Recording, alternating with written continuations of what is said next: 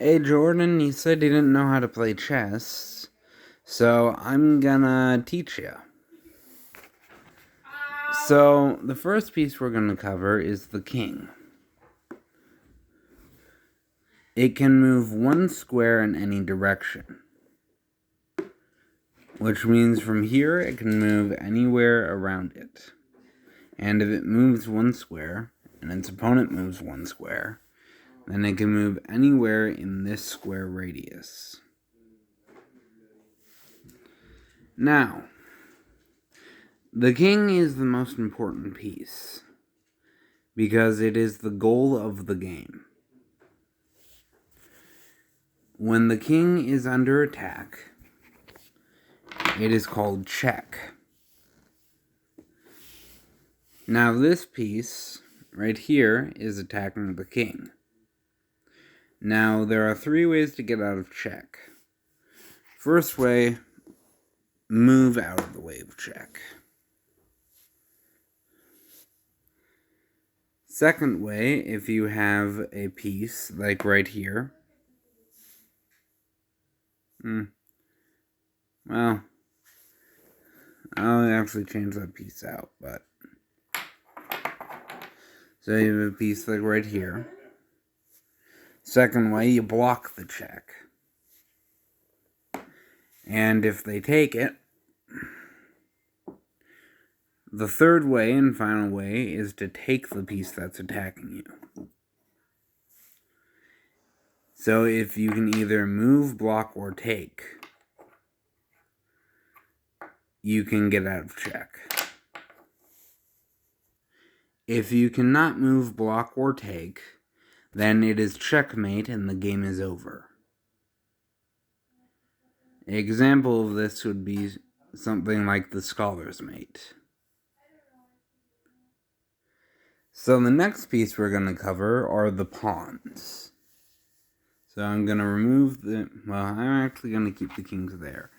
So from the starting rank, so in chess there are things called ranks and files.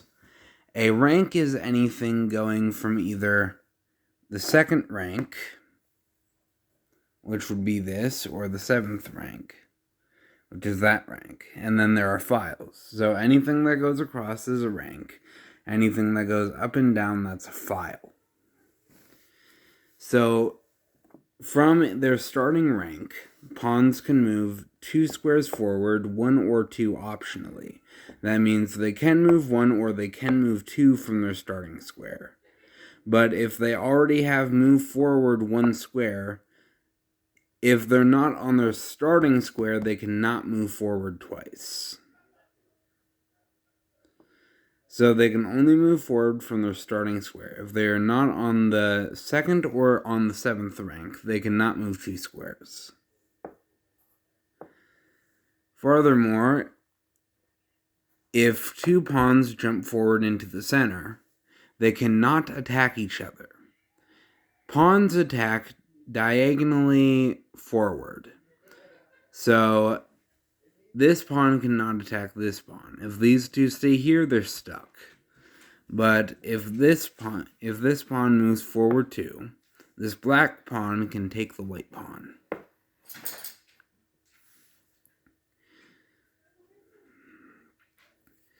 And one more thing is if you manage to get, let's say I move my pawn here.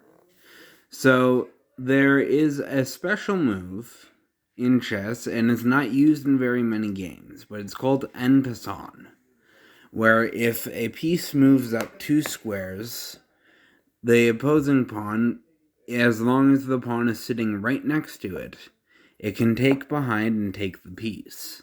However, there are some rules to it. Rule 1 is it has to be on the same turn.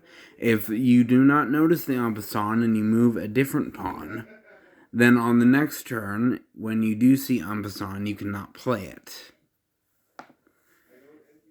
And one more thing is if you get the pawn to the other side of the board, you can promote it into any piece besides the king. That would be the knight, the rook, and the bishop, and the queen.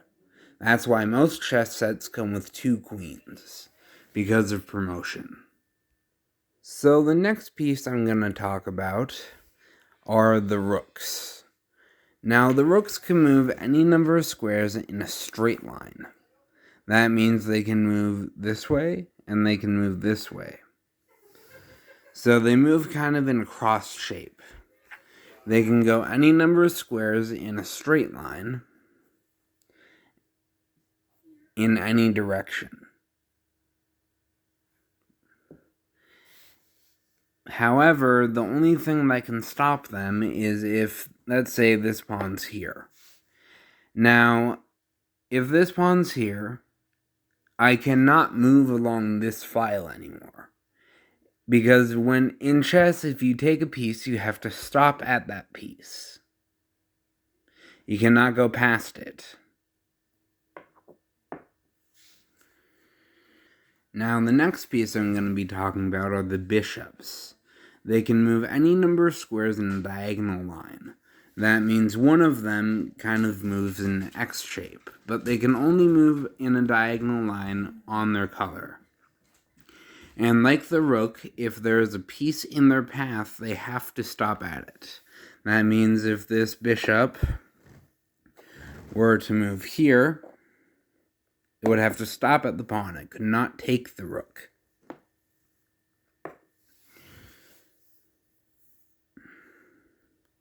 So each bishop can move any number of squares in a diagonal line. That means this one can move here, there, and here, and here. And the white one can move the same kind of way, just on white squares. It's easy if you're trying to visualize an individual bishop. Like, it can't move like this, but if you're trying to visualize an individual bishop, it's easy to visualize it in kind of an X shape. Then you just look beyond the piece at what you're trying to target. Now, the next piece I'm going to be talking about is the knight. The knight goes 1, 2, then it turns. However, it does not go, it goes 1, 2 on the square above it. So this would be 1, that would be 2, and that would be turn. You don't count it from the starting square it's sitting on. So it goes 1, 2, turn. It can do this in any direction like any other piece, and is the only piece that can jump other pieces. The only exception to this rule is a special thing called castling.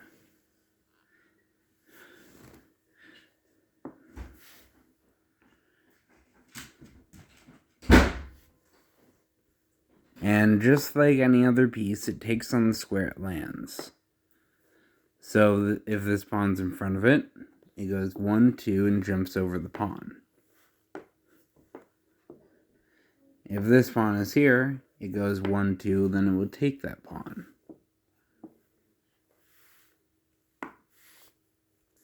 And the final piece I'll be talking about is the queen. She can move any number of squares in a straight line.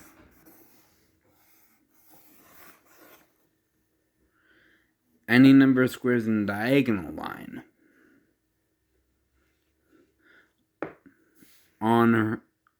So it can move any number of squares in a straight line, any number of squares in a diagonal line.